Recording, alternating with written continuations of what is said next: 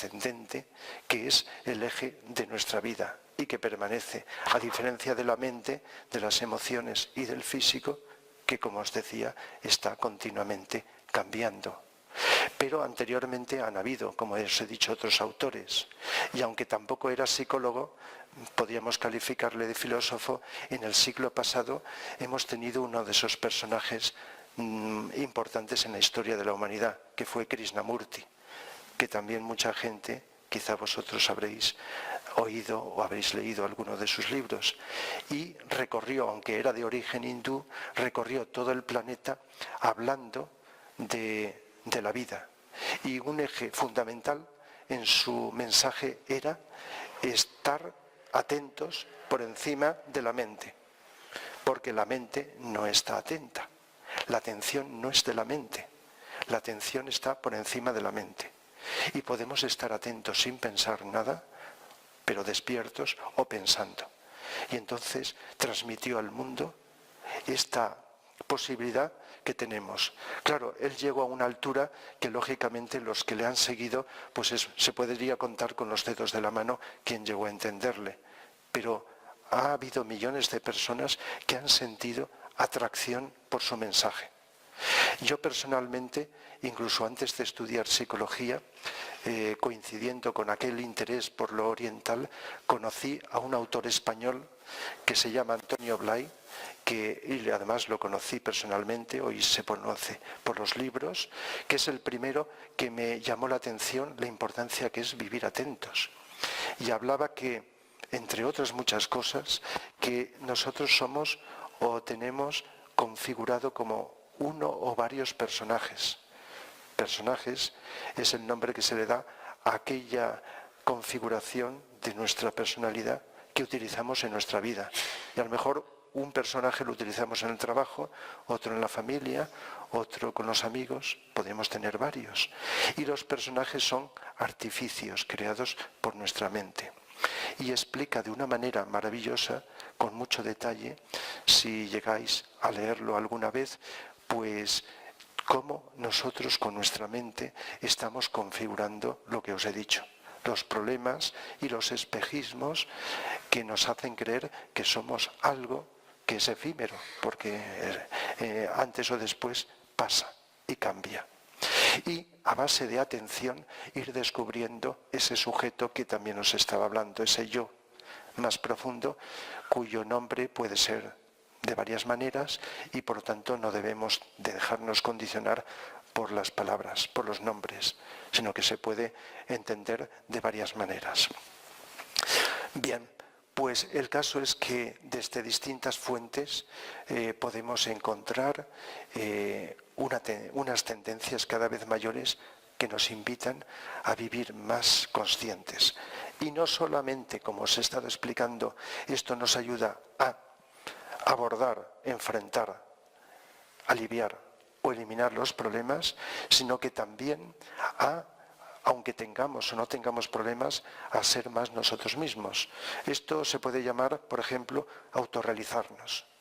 Aunque no tuviéramos problemas, siempre que tengamos demanda de crecer, podemos desarrollar la intuición, que es la capacidad de ver, de comprender, el amor, no lo que hoy en la mayoría llamamos amor, que solemos confundirlo con deseo, el amor incondicional y la voluntad. Son las tres cualidades de ese ser interno. Eso es en uno de los puntos del programa he puesto yo superior y yo inferior, o creo, o yo personal, o algo así, que también lo llamamos ego, el yo personal, representado por la mente, por la idea que tenemos de nosotros. Antonio Blay hablaba de el yo idea, la idea que desde pequeñitos nos van facilitando como configuración. Vamos creando una idea que puede cambiar a lo largo de la vida. Pues bien, ese yo idea, ese yo personal, es algo que cambia, algo sin sustancia, pero que lo vivimos con tal realismo que lógicamente es causante de los problemas. Pero hay un yo superior, que es el que os he estado hablando, que es ese ser interno que más allá de toda creencia que sigamos, pues podemos alcanzar. Las religiones a las cuales no pertenezco a ninguna, pero que también me ha interesado y a veces he impartido curso de religiones, no solo las occidentales, sino las orientales, budismo, hinduismo, etcétera, pues todas ellas hablan pues en el lenguaje que habéis podido oír o leer del alma.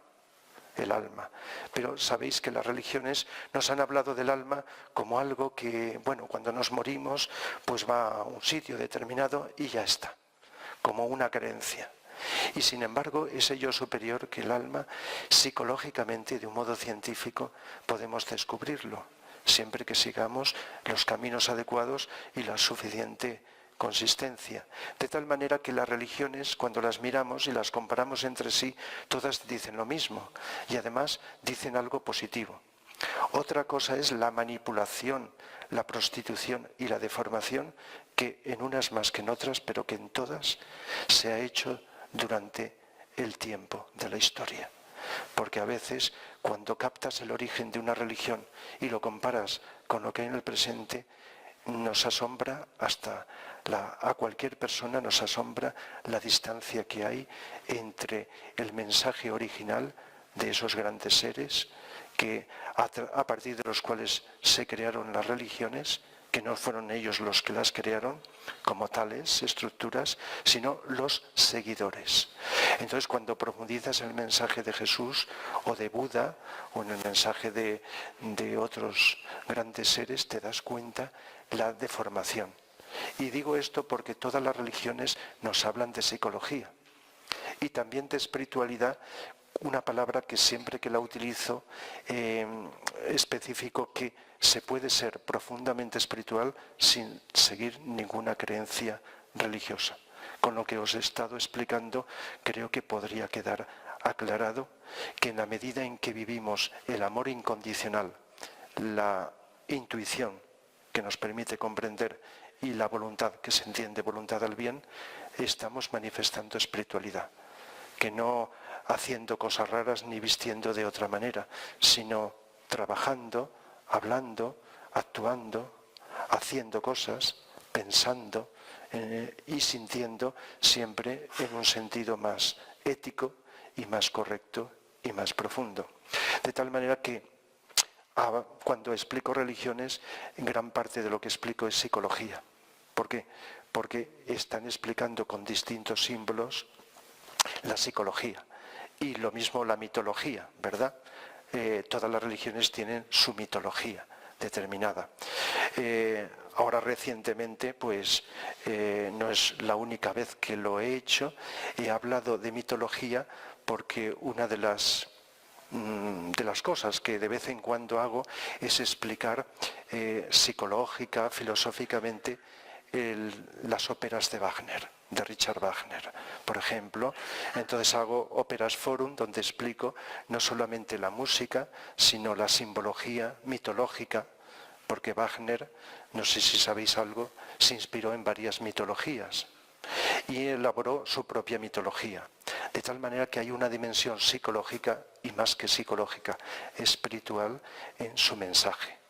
De tal manera que la mitología, que a veces leemos en los libros como algo muy curioso, de historia de dioses, etc., tiene un significado psicológico, filosófico, cosmológico, etc. De tal manera que también en los mitos de todos los pueblos nos han dicho de una forma simbólica, pues grandes verdades profundas del ser humano, que cada uno habrá captado hasta donde ha podido llegar. Es decir, que las distintas ciencias, ramas del saber, pues tienen relación con la psicología. La ciencia, por ejemplo, ¿quién la hace la ciencia? Pues seres humanos que se llaman científicos y que tienen una mente concreta muy desarrollada y por lo tanto investigan. Pero según la capacidad intuitiva que tenga el científico, llega más lejos o menos. Cuando un científico tiene una inspiración, como se suele decir, para descubrir algo nuevo, es la capacidad intuitiva, ya estamos en la psicología, que luego desarrolla con su mente concreta. Por lo tanto, según la capacidad y profundidad psicológica del científico, irá más lejos o menos. Y no solo eso, sino la capacidad de amor, señalo aquí, que tenga ese científico para que aquello que descubre lo aporte para beneficio de la humanidad y no de unos pocos, y además beneficio positivo, no destructivo. Entonces ahí esa dimensión ética también es psicología. La ética, si pensamos en ética, a veces leemos en los libros que la ética de tal cultura, de tal otra, etcétera, pero la ética emana del interior de nosotros, de ese yo superior. Y señalo el corazón porque la ética se asocia a esa dualidad, bien, el mal, lo que está bien y lo que está mal. Y según la capacidad intuitiva que tengamos, entonces esta cualidad ética se expresa. Por ejemplo, cuando estamos atentos, escuchando o hablando, observando a una persona, no la juzgamos. Cuando estamos atentos a la persona, ¿verdad? Si estamos realmente atentos, nos daremos cuenta que estamos, aunque no coincidamos en nuestras ideas, estamos unidos. Digo, a una persona o a un grupo de personas. Seguro que aquí tenemos distintas tendencias de creencias ideológicas, etcétera. Pero en este momento estamos atentos y estamos intentando descubrir algo nuevo. Por lo tanto, al no intervenir la mente, nos encontramos unidos.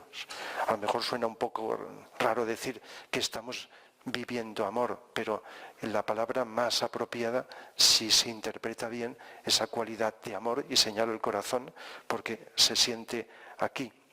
Viene no por un sentimiento, sino por la intuición.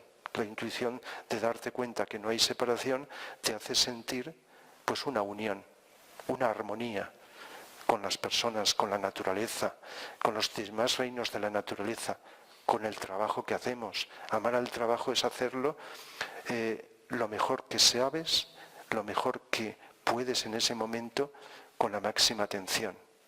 Amar el trabajo de tal manera que se puede aplicar esta cualidad que no es poética, es psicológica, del amor a todas las actividades que podemos realizar. De tal manera que sea lo que hagamos, la psicología está presente. Hasta algunos de los economistas que sabéis que hablan del dinero y de la economía, ya están hablando, y no es una cosa reciente, también lo he observado en algunos del pasado, la importancia que tiene la psicología para entender el funcionamiento del dinero, de la economía. De tal manera que como la economía la manejamos nosotros, no lo hacen los árboles ni los muebles, la economía la hacemos nosotros, según la psicología, la ética que tengamos, administraremos la distribución del dinero o de los bienes. Por lo tanto, esa congestión del dinero que queda a veces tan acumulado en unas manos en detrimento de otras, tiene mucho paralelismo con las energías internas que circulan por nuestro interior, y cuando se congestionan produce o enfermedades o problemas psicológicos. Y cada vez hay más médicos y personas, científicos introducidos en el tema de las enfermedades, que están relacionando a estas con la psicología. Es otro tema que también me ha interesado mucho en los cursos, explicar que todas las enfermedades del cuerpo tienen una causa psicológica. Si psicológico me refiero mental, emocional, sobre todo de tipo emocional, deseos, emociones, sentimientos, es lo que más. De tal manera que la medicina y la psicología, cuando trabajan unidas, complementadas, nos están aportando una gran ayuda. Pero todavía hay muchos médicos que ven al ser humano como un ser, como una máquina, un ser biológico que hay que tratar con química y ya está. Pero también los hay que van reconociendo, y a veces, si ellos no pueden, aconsejan al enfermo, porque muchos enfermos no tienen enfermedad, tienen problemas psicológicos. Nada más que ven solamente al médico como el único que les puede ayudar. Por lo tanto, es una gran ayuda la psicología para descubrir la manera de no crear enfermedades o aliviarlas, y en su caso, si puede ser, hasta curarlas. Es un tema amplísimo, pero que, como es todo esto tan amplio, pues trato aquí solamente de pasada. Y las demás artes, lo mismo. Solo he nombrado la música, pero también En las demás artes pasa lo mismo. Incluso cuando imparto un curso de pintura, no de pintar, sino de comprender lo que nos transmiten y comunican el arte de la pintura, pues, o de otras artes, pues le doy importancia a mirar con atención, como si fuera una meditación, un cuadro.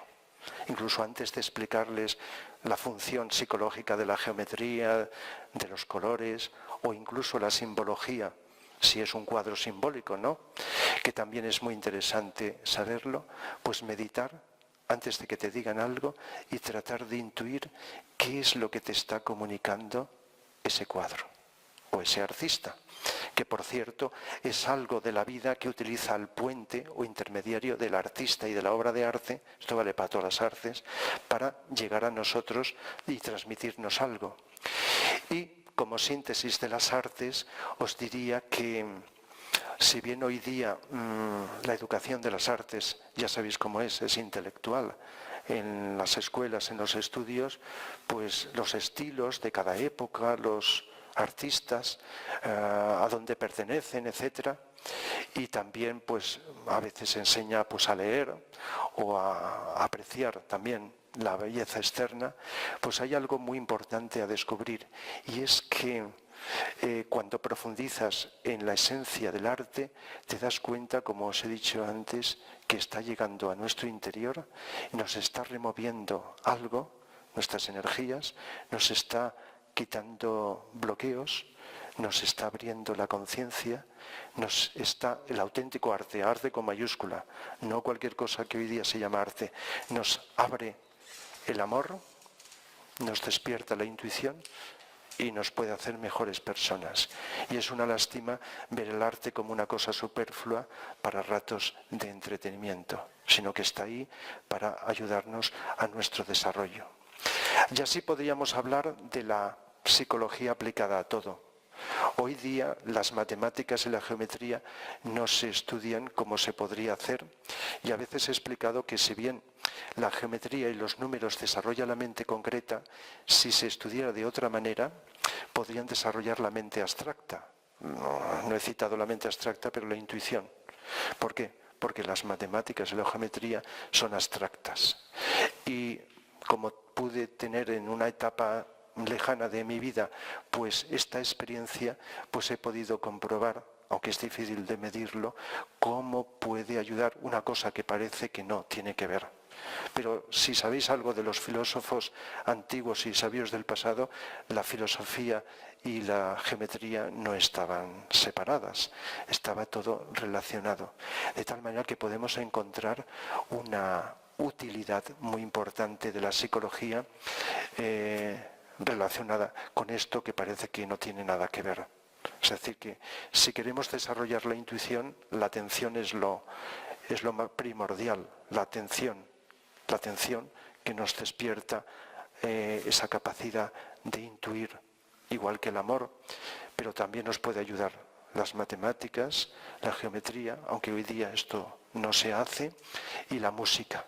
La música, como abstracta que es, puede estimular las energías y ayudarnos más de lo que podemos imaginar. Es decir, me he dejado más materias, pero esto sería muy largo de explicar y a lo mejor ahora en el coloquio, si tenéis alguna curiosidad de cómo se puede relacionar la psicología con alguna materia, de las que he nombrado y de las que no, pues entonces lo podríamos comentar.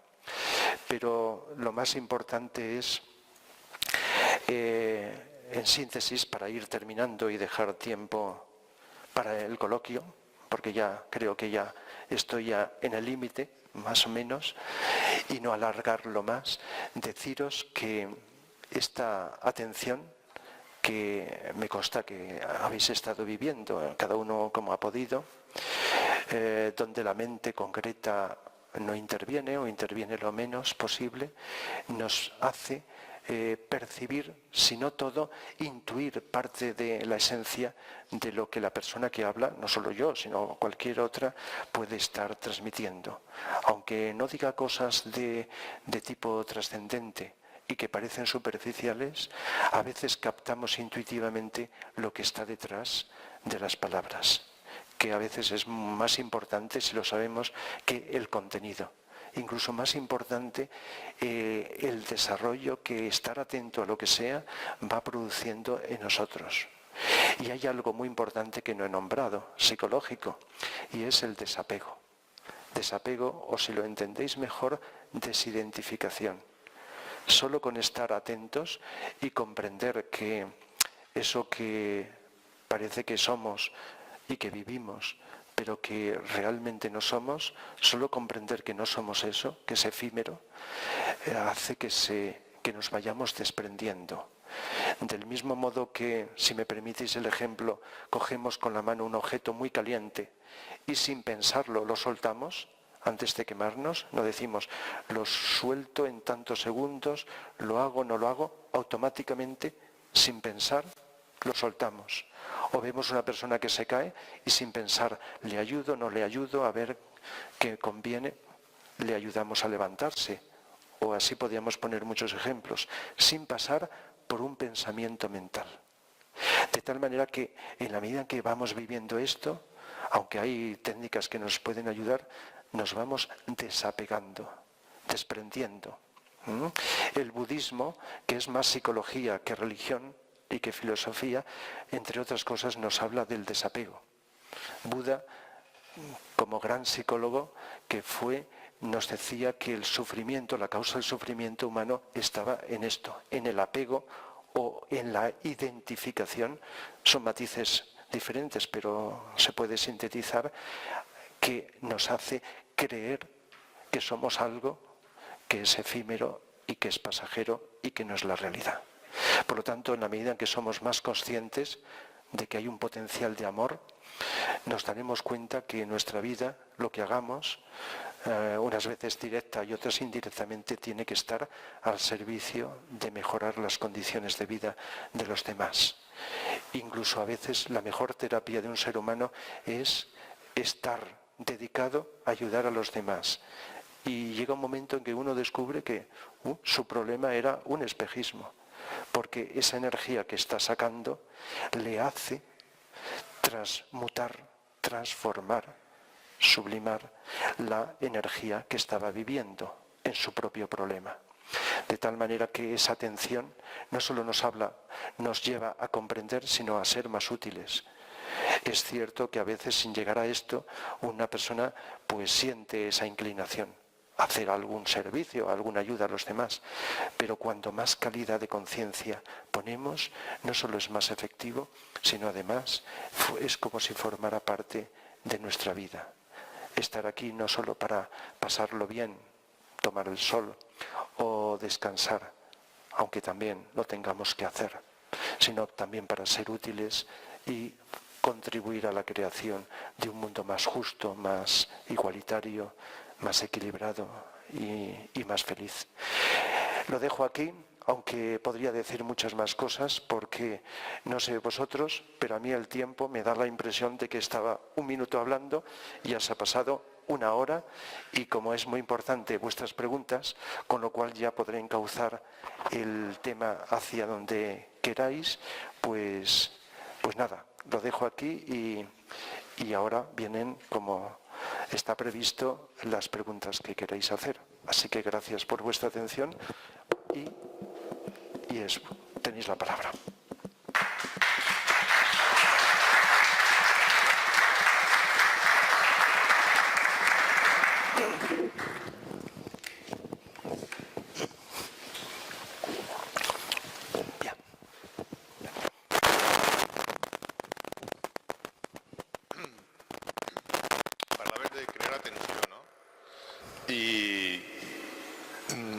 Suposo que un dels sistemes és meditar, no? Però si no medites, com pots treballar l'atenció? Perquè és una cosa complicada, ¿no? No, es la cosa más sencilla del mundo y al mismo tiempo la más costosa. Fijaos, he cuidado las palabras sencilla, quiere decir no complicada, y costosa, no fácil de hacer por la mayoría. Existen infinidad de formas de meditar. Algunas pueden ser más clásicas, repetidas por mucha gente, Yo he practicado distintas formas de meditar, pero, y no es opinión mía, la máxima y mayor forma de meditar es vivir atentos en cualquier instante de nuestra vida.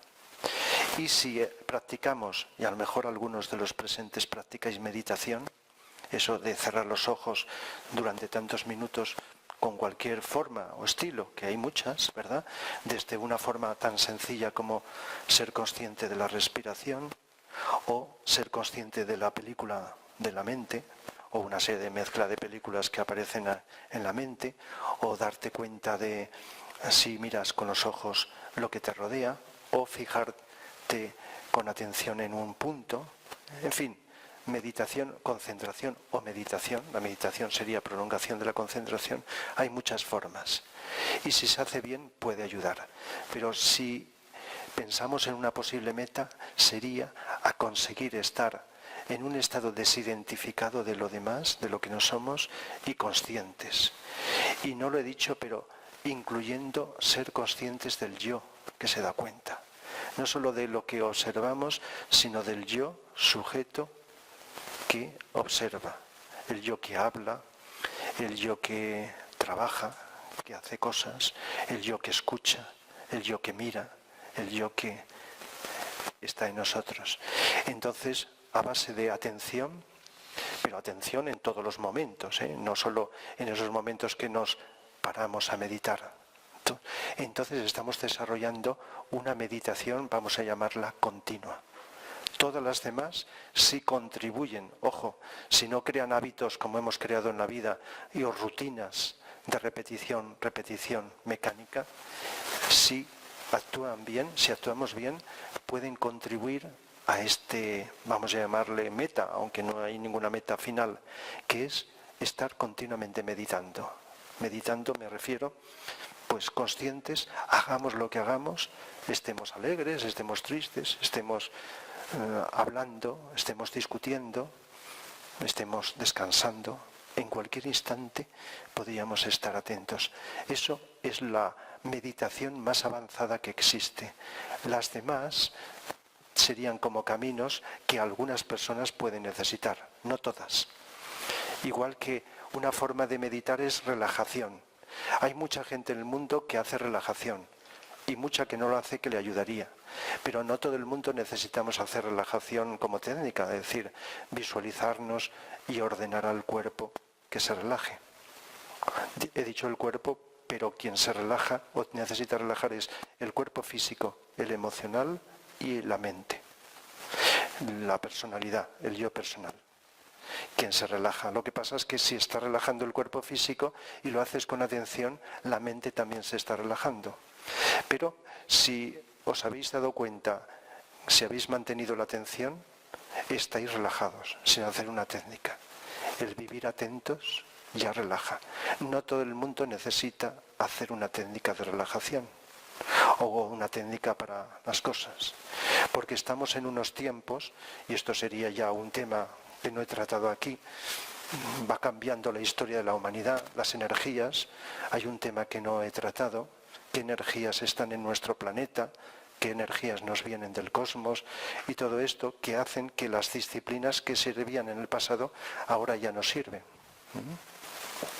Todo esto, cuando estudias cosmología, que es otro tema que también me interesa desde muchos años, cosmología, psicología del cosmos, pues entonces al conocer las energías te das cuenta de que hoy día, en estos tiempos, podemos dejar disciplinas que en el pasado eran más necesarias, y termino, y poder ir directamente al grano. Por lo tanto, en síntesis, podemos meditar, libremente elegir lo que queramos, pero estar atentos en la vida cotidiana es meditación. ¿Nos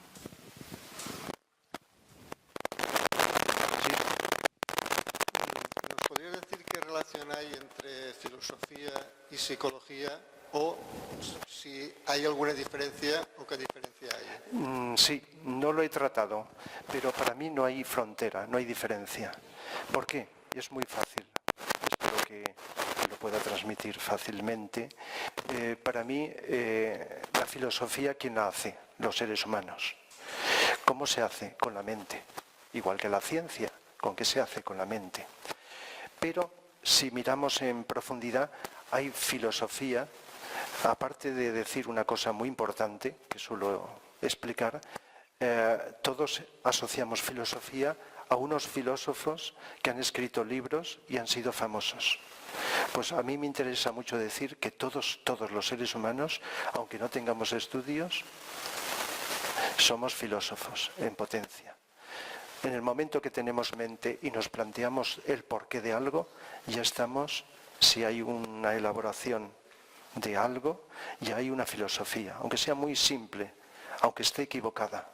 Si nos planteamos por qué de esto, por qué del otro, estamos haciendo filosofía. Entonces, según la capacidad mental de asociar unas ideas con otras y, añado, y la intuitiva, la capacidad de intuición, la filosofía puede quedarse en algo superficial o en algo más profundo.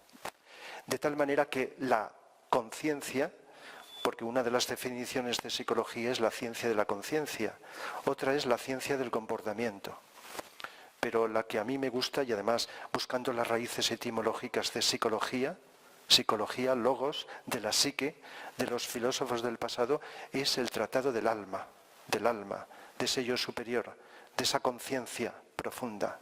Entonces, desde la conciencia, y si estamos hablando de psicología, podemos hacer filosofía. No lo puede hacer filosofía ningún aparato, no lo pueden hacer los árboles, solamente los seres humanos. Porque tenemos mente y quizá con la intuición también. Por lo tanto, no hay fronteras entre una cosa y la otra. Y se observa, cuando lo estudias al ser humano, de que según el estado de conciencia que has alcanzado, pues vas teniendo una percepción filosófica, como la filosofía puede abarcarlo todo, de todas las cosas. Y no solo filosófica, sino que aunque estemos condicionados religiosamente, a lo mejor por los familiares, etcétera, la conciencia de las personas nos hace inclinarnos a lo mejor a una creencia o a otra, a una ideología política o a otra. Es decir, a una psicología, a una forma de ser u otra. Es decir, que todo está configurado desde la psicología. Es decir, nuestro carácter, que es lo que estamos manifestando en nuestro comportamiento con los demás y con las cosas, está configurado por la conciencia, la psicología, nuestra percepción del mundo, filosófica, ideológica, religiosa, del tipo que sea. Todo está interrelacionado. Pero es cierto de que culturalmente nos han separado y nos han diferenciado las materias. Pero verdad que se habla mucho hoy día de interdisciplinaridad, de buscar esa interconexión, de que aunque haya especialistas en varias materias, colaboren juntos y vayan uniendo en los trabajos, en las actividades que elegimos libremente en la vida, etc. Y entonces se va viendo que está todo interconectado. Y esto es maravilloso si lo estáis viviendo, de que no hay nada separado. Hasta la ciencia cuántica, que habréis oído hablar, muy interesante, de la cual he hablado a veces relacionándola con la espiritualidad, está hablando de algo que los filósofos, no solo orientales, sino también occidentales del pasado, decían, de la unión entre todo lo que existe, que hay algo invisible que es un éter, una energía que está llenando todo el espacio, que nosotros no vemos, claro, con los ojos, pero los que pueden ver, ven el espacio lleno de energías, de colores, de formas geométricas, de sonidos, no hay nada separado. Entonces podemos intuir que está todo interrelacionado. Y por lo tanto, las materias o ciencias o ramas del saber son como distintos enfoques de percepción de lo que existe, desde un ángulo, desde otro. Por eso cuando estudias filosofías o religiones o estas diferentes formas y buceas en ellas, te das cuenta que son como los radios de una esfera que se van acercando hacia el centro. Y el centro de una esfera, verdad que une y conecta todos los radios. Igual que si profundizas en las formas del ser humano, te das cuenta que todas las culturas, los pueblos, las naciones, todo del ser humano partimos del mismo sitio, nada más que nos hemos diferenciado con unas apariencias externas que a veces solo nos fijamos en ella. Pero cuando miramos el fondo de un ser humano, tenga el color que tenga el origen de nacimiento que tenga o tenga la característica que tenga, venimos a partir del mismo sitio. Y entonces descubres, es una experiencia que a lo mejor estáis en ella, descubres esa unidad entre todas las cosas. Esto, no sé, lo podemos llamar psicología, filosofía, metafísica, en fin, llega un momento en que dices, los nombres nos separan, pero la esencia nos une. ¿Era eso?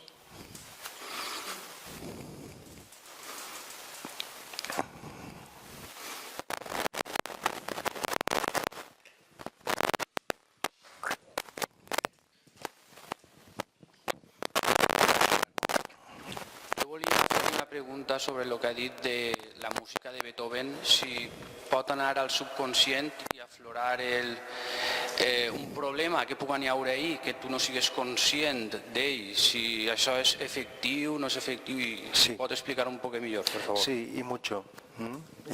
Puede ser efectivo mucho, pero ojo, una persona puede estar despistada escuchando Beethoven u otro y quedarse igual. El requisito principal, la atención, la receptividad, la predisposición del oyente.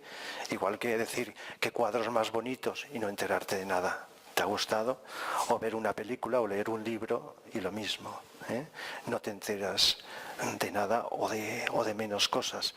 Entonces la música, y Beethoven en particular, no es el único psicólogo, porque toda la música llega a la psicología. Beethoven en particular pues facilita el que vayamos reconociendo en música, al ser abstracta, problemas no solo de la cultura occidental, sino de cualquier parte.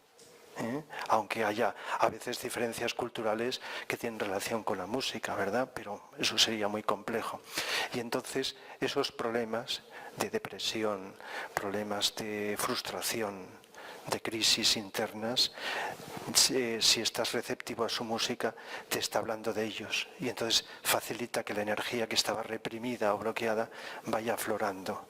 Pero cuando escuchas Beethoven te está dando, no solamente planteando, facilitando plantearlo, sino dando la solución. Ojo, solución. Solo la podemos dar nosotros, el que tenemos el problema, pero nos está como animando a despertar la energía dormida que nos puede llevar a la solución. Entonces nos estimula la voluntad, nos hace reconocer los problemas, es psicoanalítica y además Beethoven dejó una huella humana, tiene una semilla de humanismo enorme. A raíz de la música de Beethoven empezaron a surgir de un modo especial, porque la música condiciona la historia de la humanidad. No al revés. Si lo miramos con profundidad, por lo menos determinadas músicas, empezaron a surgir asociaciones caritativas que se preocupaban por las personas marginadas, etc. Es decir, que hay un humanismo, además de esa energía que te está despertando, te está dejando una huella humana, te hace mejor persona, te puede hacer mejor persona. Esto que he dicho, con otros matices está en otras músicas o compositores, pero como he citado Beethoven, y no soy el único, es psicólogo musical por excelencia, donde más se nota esa dimensión psicológica. Y entonces es cuestión de la música como estímulo que te llega y tú como persona que no solo oyes, sino que estás abierto y receptivo. La música clásica, la música culta, la música profunda penetra por aquí. No sé si habéis oído que tenemos 7 centros de energía, conocidos en Oriente como chakras, pero bueno, para no utilizar términos orientales, energía. El de amor lo tenemos aquí asociado al corazón. El más famoso de las emociones, sentimientos es este, del plexo solar, ¿verdad? Por eso cuando sentimos miedo y sentimos problemas de tipo emocional, lo notamos aquí. Pero aquí tenemos el de la energía de amor. Y la música, pues cuando es elevada, penetra la vibración, no solo, se oye por aquí, pero penetra por aquí. Y entonces te despierta cualidades positivas que te hace mejor ser humano.